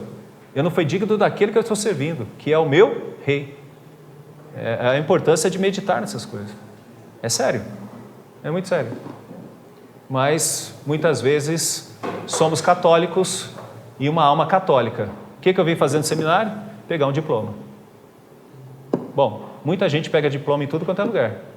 Mas não significa com isso que sejam, de fato, o que o diploma diz que ele é. Então, aqui entra uma coisa profunda no Richard Baxter, quando ele diz que se alguma coisa não é digna de ser meditada, ela então não vale nada. Não vale nada. Não vale nada. Por que aquele professor está dando aquela matéria? Por que aquela professora está dando aquela matéria? Tem um valor intrínseco. Não adianta meramente eu chegar com os meus pressupostos e dizer, isso aí eu já sei. Isso aí eu não vou precisar. Tem lugar. Se está aqui no currículo, um grupo entendeu que é importante, confie nesse grupo. A congregação está dizendo que é importante, então confie nisso. Então é algo importante para nós. Agora, para qualquer irmão que esteja nos ouvindo em qualquer coisa da igreja, se você chega para uma escola dominical e você não leu a revista, você não entendeu a revista, você não procurou ter uma prévia para chegar na aula dizendo, olha, eu me aprofundei no assunto, e quando o professor começar a dar aula, eu vou querer fazer algumas questões para ele, porque eu quero dizer de algo que eu tive dúvida durante a semana, enquanto estudava a lição, significa que ele não encontrou algo digno de meditar. Ele não encontrou algo digno. E se algo não é digno de ser meditado, não vale para nada. Aí, para que a gente está brincando de ser crente? Esses homens, pelo menos, estavam entendendo, no meio das lutas deles, eles estavam entendendo o quanto era levar a sério a Deus. Quando eu pego um Antão, que se separa do mundo, para lutar contra demônios na mente dele, e ele está nem um pouco preocupado com o que o mundo acha dele, porque ele está no relacionamento primeiro com Deus, eu acho que esse é o sentimento que nós deveríamos ter nas questões da vida de Deus, na vida com Deus, na vida na igreja. Então, se você é de qualquer igreja, vai para uma escola dominical, mas chega lá, entra do mesmo jeito, sai do mesmo jeito, sem meditar naquilo que você está aprendendo, eu digo que isso é como se você estivesse ouvindo Richard Baxter dizendo no seu ouvido, dizendo algo mais ou menos assim para você, se alguma coisa não é digna de ser meditada, ela não vale para nada. Só que nós estamos falando de Deus, que é isso que está acontecendo no domingo, que é o dia do Senhor. Você está pensando nas coisas eternas, na coisa de Deus. Thomas Watson, puritano, definiu a meditação como exercício santo da mente em que nos lembramos das verdades de Deus, ponderamos seriamente a respeito delas e as aplicamos a nós mesmos. Olha o exercício, né? Olha o exercício. É santo.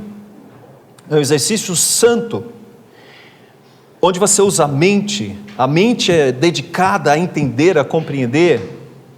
Se você ler o texto do Joel Bick sobre isso, ele vai dizer assim, o que você deve estudar? Aí ele coloca toda a teologia sistemática para estudar. Então ele fala assim, agora você vai para teontologia, agora você vai para pneumatologia, agora você vai para soterologia, agora você estuda cada uma dessas coisas com esse espírito que o Watson está dizendo aqui.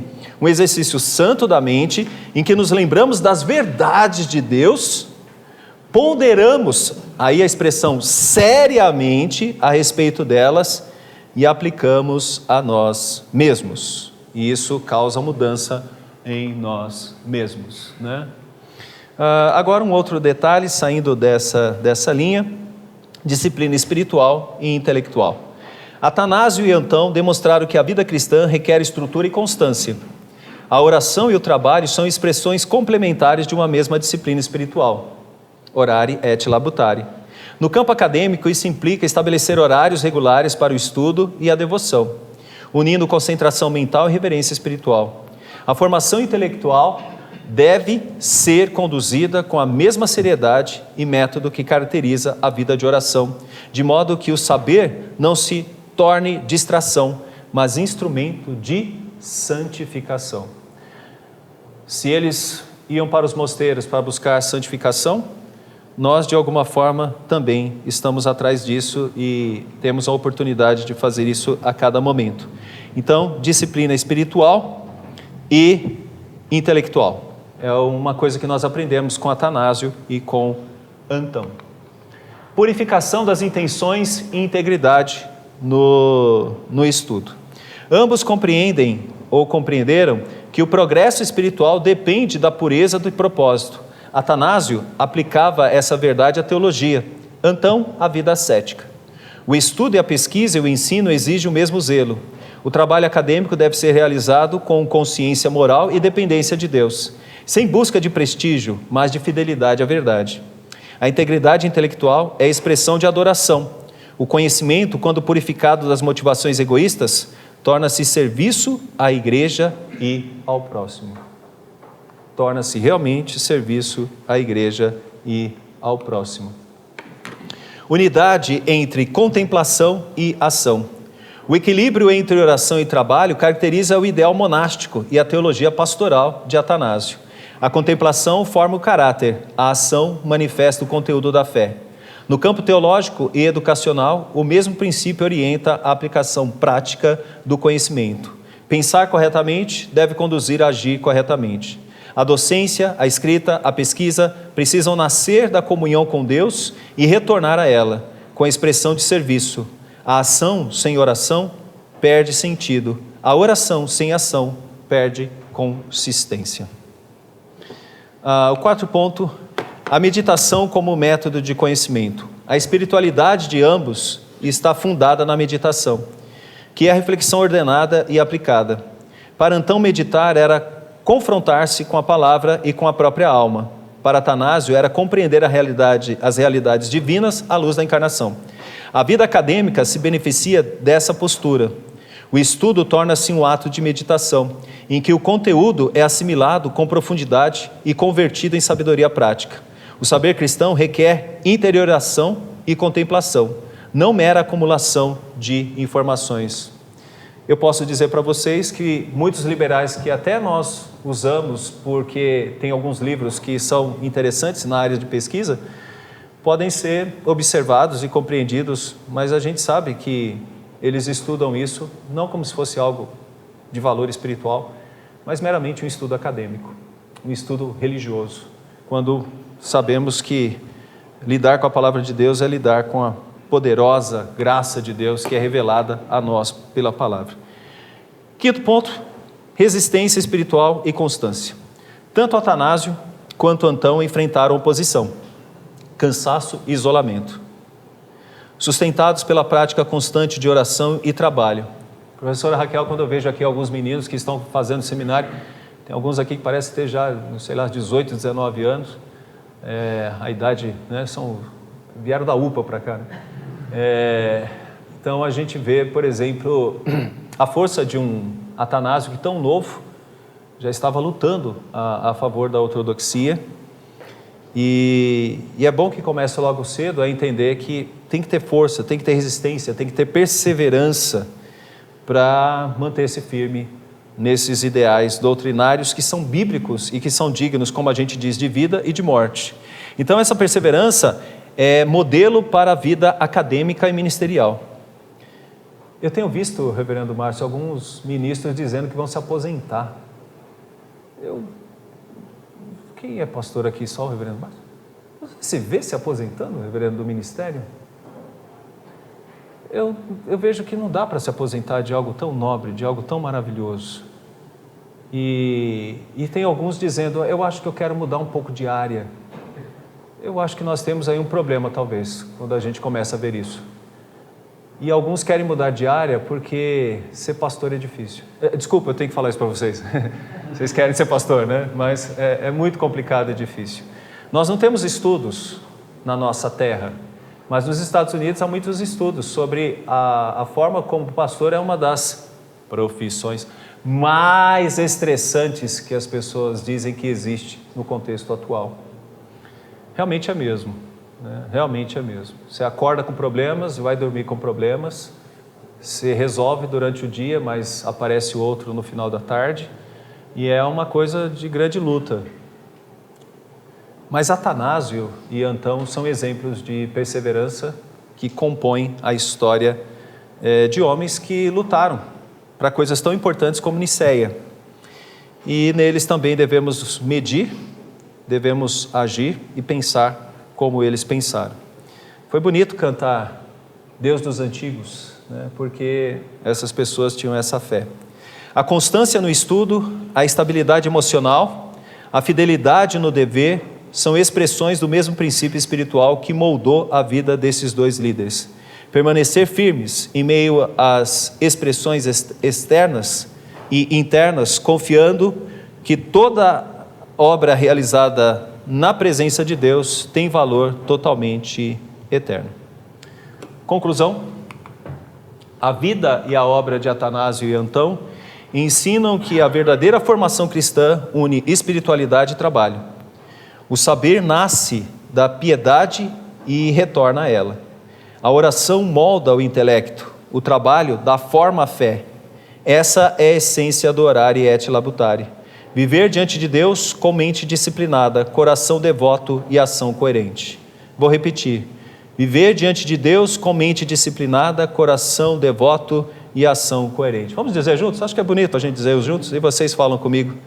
Viver diante de Deus com mente disciplinada, coração devoto e ação coerente. Essa síntese entre teologia, espiritualidade e vocação continua a oferecer à igreja e ao mundo acadêmico um modelo de vida integral em que o conhecimento se transforma em virtude e o labor se torna expressão de adoração. Volto para o texto que lemos no início, o texto de Marcos. Tendo se levantado alta madrugada, saiu, foi para um lugar deserto e ali orava. Procuravam-no diligentemente Simão e os que com ele estavam. Tendo encontrado, lhe disseram: todos te buscam, como se fosse uma espécie assim de repreensão. Jesus, porém, lhes disse: vamos a outros lugares, a povoações vizinhas, a fim de que eu pregue também ali, pois para isso é que eu vim. Então foi por toda a Galileia, pregando nas sinagogas deles e expelindo os demônios. Eu creio que o pouco que a gente pode tirar de Atanásio e de Antão, o pouco que a gente pode tirar, é porque eles assimilaram do verdadeiro cristianismo que está baseado na palavra de Deus e na ação de Cristo. Tem trabalho, mas Ele que é Deus nos ensina que a vida de oração é tão importante e tão fundamental como a própria ação. Reflexão final. Você medita, você ora, como está seu tempo e como você está vivendo diante do seu Deus. Como você vive diante daquele que é digno de todo o nosso esforço e de todo o nosso trabalho. Porque estamos vivendo para Ele e por Ele, porque para Ele e por Ele e para Ele são todas as coisas. Obrigado, que Deus abençoe a todos.